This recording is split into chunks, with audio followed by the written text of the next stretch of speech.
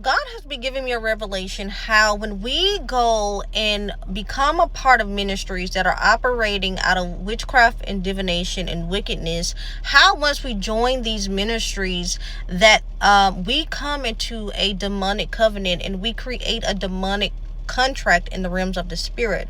And the Lord led me to Second Chronicles chapter 33, and it was talking about King Manasseh and how he did evil in the sight of God, and how he built altars in the temple of the Lord, and how he would practice witchcraft and sorcery and all of this stuff in the house of God. And so the Lord began to show me that many people are dealing with their finances not growing, or when they came to these ministries, it was like their finances was taken away. It was like all type of things began to happen in their life.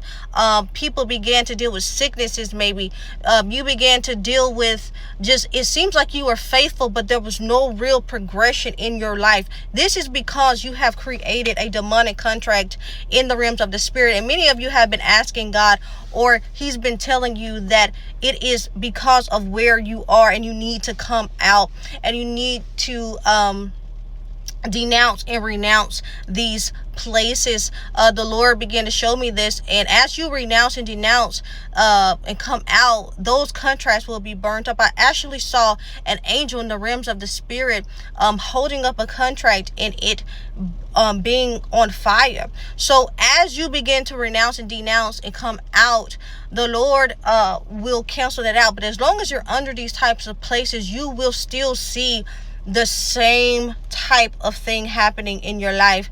And you notice that it happened particularly when you began under this ministry. Not only that, but you've also seen things in this ministry not right. You've seen things going on.